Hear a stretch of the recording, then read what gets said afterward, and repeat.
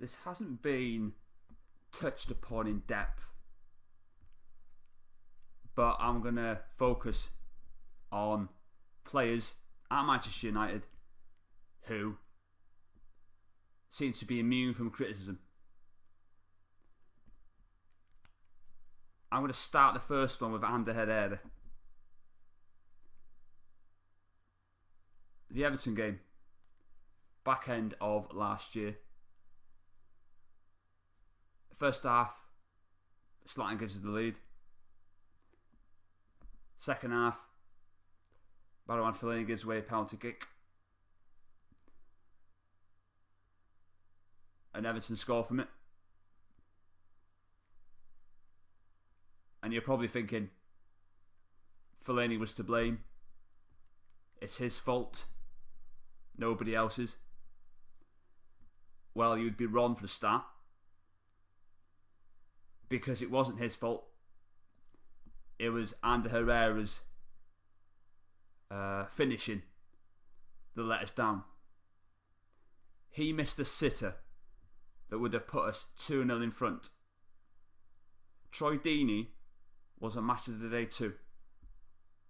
He said, if Herrera scores that, 2-0, game over. But nobody criticised him for that, which for me was wrong. And let's say that Fellaini didn't close him down. You would have his haters say, why didn't you close the player down? Why did you allow him to glide past you to get a shot off to score? So, United fans picked out the wrong person to blame for that draw. There's a stat knocking around that Ander Herrera has more interceptions than N'Golo Kante. And according to the top Reds, that means he's better than Kante. Which is a load of rubbish, because N'Golo Kante is on the verge of winning the Barclays Premier League with 2 different clubs in the space of a year. I can't recall any other player doing that. He's coming to England. Ander Herrera has only won so far an FA Cup and a Carling Cup. There is no way that N'Golo Kante would swap 2 Premier League winners' medals in the space of a year for an FA Cup and a Carling Cup. He just wouldn't. And Ander Herrera is not a defensive midfield player. He's an attacking midfield player. And the stats that United fans should be focusing on is his dreadful goal scoring record, which is absolutely appalling. Paul Scholes used to get us 15 to 20 goals a season. Ander Herrera, as an attacking midfield player, which he is incapable of getting those amount of goals. And until he does, for me, he's not a Man United player.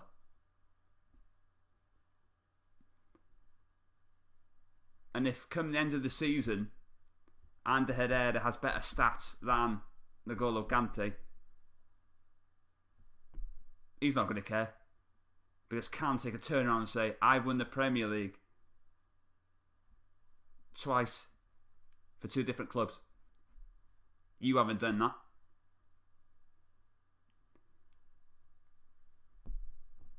Against Chelsea in the FA Cup, Ander Herrera's first booking wasn't really a booking. But when you're already on a yellow card, you always run the risk of getting a second one. And that's what eventually happened. You could see Michael Oliver talking to Smalling and Jones that the next challenge that Herrera gets run, he's going to get a second yellow card. The referee was only following the letter of the law. He had no choice but to send Ander Herrera off. And if he didn't send him off, you would have his bosses come Tuesday morning calling him up to say, why didn't you send off Ander Herrera? By the letter of the law, he should have gone.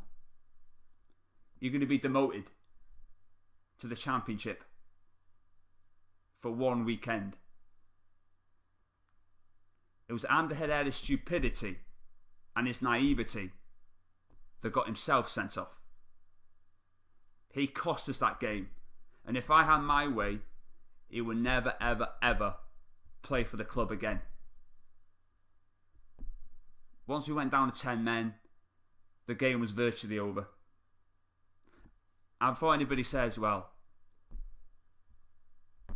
Michael Oliver gave leeway to some players, well, there's no guarantees that Ander Herrera wouldn't have made a challenge later on in the game to get himself sent off.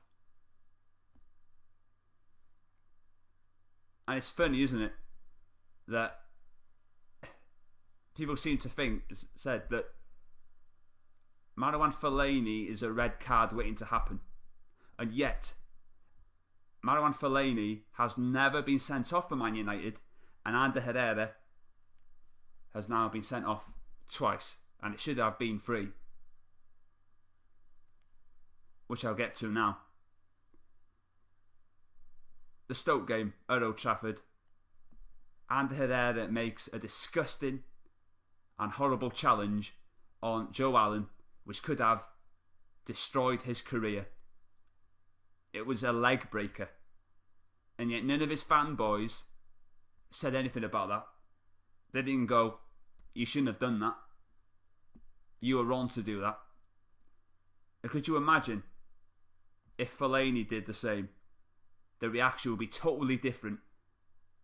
But Ander Herrera is a fanboy's favourite, so nothing gets said, and for me that's wrong.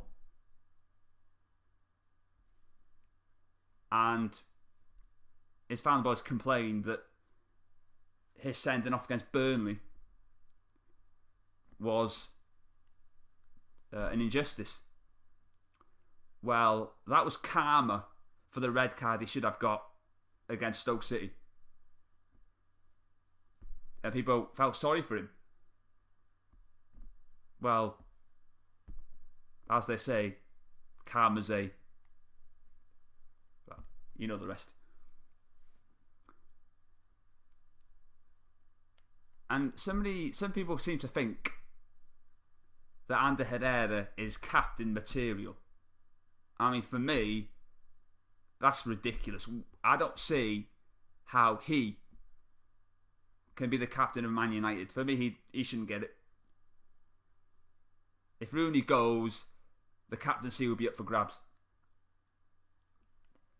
He's not a candidate for me. And I think we need an upgrade. I don't think he's good enough to get us where we want to be, which is winning the Premier League. So we need better players in that position, and he's the one that should be replaced. So I think that's the end of this part. There's others coming up, and it shows you, doesn't it, as well, that stats can fool you into thinking something's good or something's bad. Don't always trust stats. You can have more possession than the opposition but not have a shot on target, as we found out in the Louis van Gaal last season. So there you go. And I'll say this on every single part of this Fanboys favourite series. Players come and go. Managers come and go. The fans will always be there. Remember that next time you fanboy any player or any manager. Thanks for watching the first instalment. The second instalment in the Fanboys favourite series will be soon. So, bye for now.